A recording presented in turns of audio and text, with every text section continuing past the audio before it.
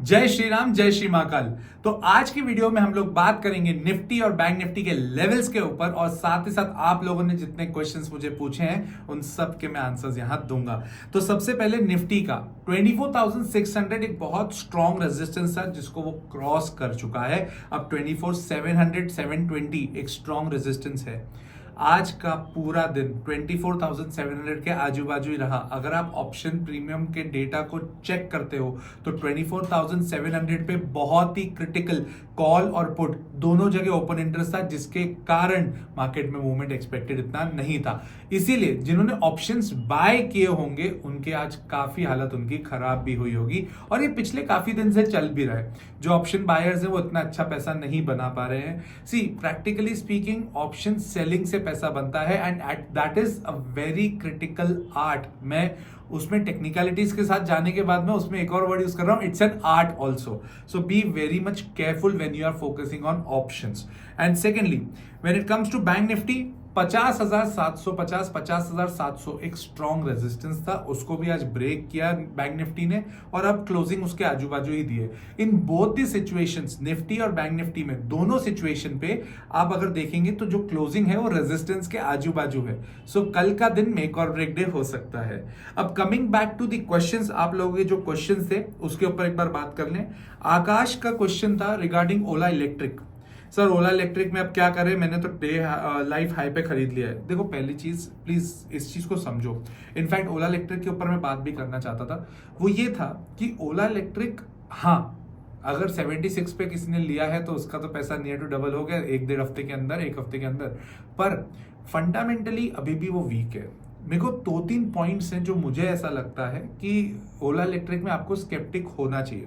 देखो ओला इलेक्ट्रिक में ग्रोथ है क्या, इस सेक्टर में ग्रोथ है क्या, इस सेक्टर में जो ओला है उसका मार्केट शेयर है उस हिसाब से ओला में ग्रोथ है क्या, वो सब पॉजिटिव है, मेरे को उसमें डाउट नहीं है।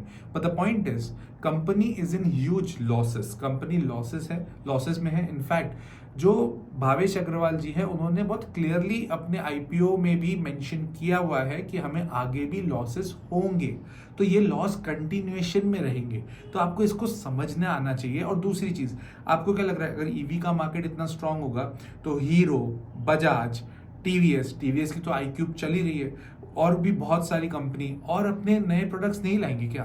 तो इस पे एकदम स्ट्रांगली अंधभक्त होके अगर मैं बुलिश हो जाऊं तो मुझे लगता है प्रैक्टिकली कि वो सही नहीं है। आपको अपना कॉल लेना है, ये कोई बाइंग सेलिंग रिकमेंडेशन नहीं है। मैं सेबी रजिस्टर्ड अप्रूव्ड एनालिस्ट नहीं हूं, तो इसको आप प्लीज इस तरह से मत लीजिएगा कि मैं आपको कुछ किसी भी प्रकार का बाइंग या सेलिंग रिकमेंडेशन दे रहा हूं। But when it comes to knowledge, when it comes to analysis, you should be very peculiar about it. आपको ध्यान देना चाहिए कि हम किस तरह से एनालिसिस कर रहे हैं। नेक्स्ट क्वेश्चन पे आ जाए, शुभम के क्वेश्चन पे आए। Shubham has asked for RVNL, rail Vikas Nigam limited. पहले एक चीज समझो, ये आरवीएनएल करती क्या है। आरवीएनएल का बेसिकली काम ये है कि जितने भी रेलवे के प्रोजेक्ट्स हैं वो टाइमली कंप्लीट होने चाहिए। उसका पूरा प्रोजेक्ट जो आता है वो आरवीएनएल के पास आता है।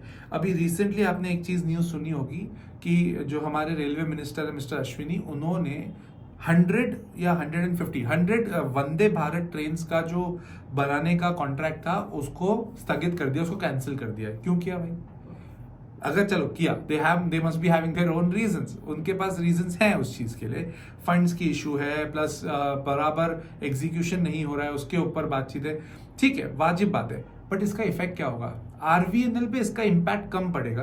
क्यों? क्योंकि आरवीएनएल के पास ऑलरेडी बहुत सारे प्रोजेक्ट्स हैं जहां पर आरवीएनएल को उसको कंप्लीट करवाना है, including metro projects in various cities. But when it comes to IRFC, yes थोड़ा सा डेंट पड़ेगा। When it comes to Ircon, ज्यादा डेंट नहीं पड़ेगा। Titagarh wagon, Jupiter wagon, yes ज्यादा पड़ेगा। तो आपको ये समझ में आना चाहिए कोई भी न्यूज का इंपैक्ट क्या होगा उस पर्टिकुलर शेयर के ऊपर।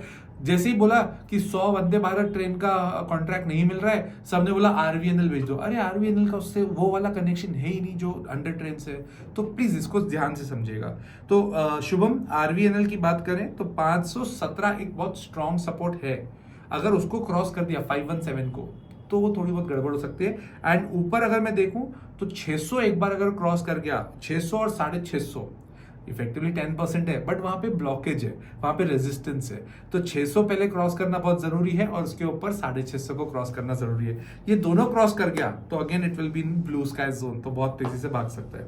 Siddharth Saini has asked me for IRFC Siddharth, in fact Wasim ने भी IRFC के बारे में पूछा है। इसके लेवल्स अगर आप लिखना चाहते हो लिख लो। 170 इसका सपोर्ट है, उसके नीचे 151 है, 151 के आजू बाजू आता है तो automatically it's a very strong support, तो ध्यान रखिएगा। और 210 को एक बार क्रॉस करना है, इसको 210 को एक बार देखना पड़ेगा। ये सब टेक्निकली निकाले हुए चार्ट से मैंने लेवल्स हैं, तो इसको ध्यान रखिएगा। Gaurav has asked me for NTPC and Jio Financials. ये बहुत लोगों का क्वेश्चन होगा।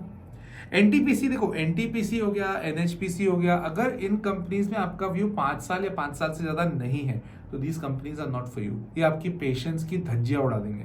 ये पेशेंस इतना लेंगे ना, मतलब आपको ऐसा लगेगा ये मेरा खून चूस रहे हैं। ये हो सकता है बहुत तेजी से ना बढ़े, बट ये एकदम से गिरते भी एकदम से नहीं गिरते हैं, तो ये रुकते हैं।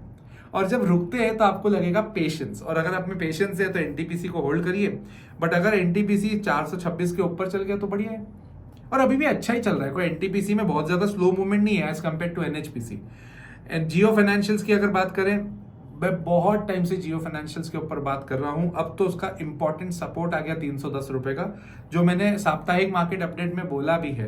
तो 310 320 उसका बहुत स्ट्रॉन्ग सपोर्ट है, और उसके ऊपर 380 के ऊपर जाएगा तो ही वो एकदम बहुत स्ट्रॉन्ग रहेगा। समर्थ Joshi who was my student also, he is from Ujjain.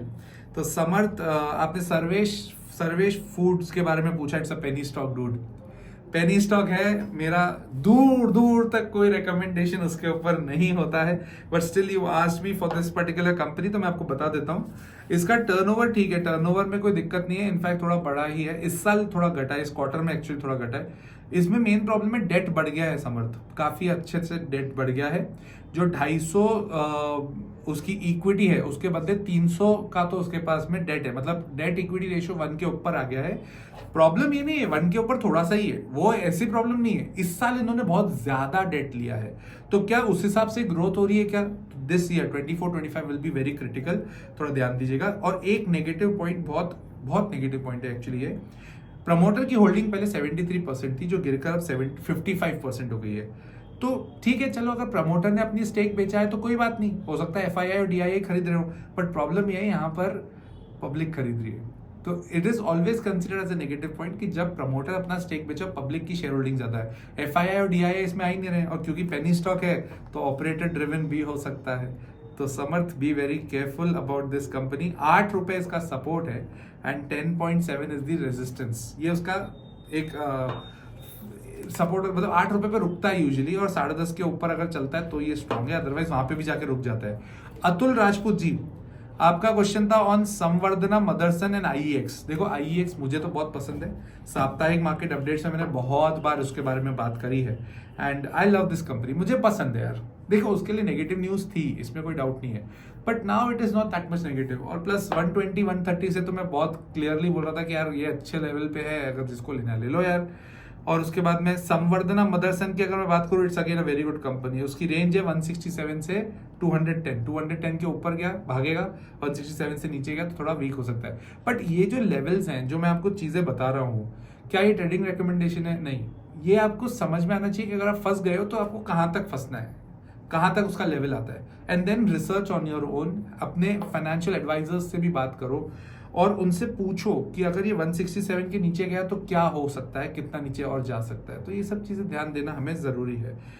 बाकी और लोगों के जो क्वेश्चंस है, every day I will be taking the question answers from here, and I wish you all the best for tomorrow.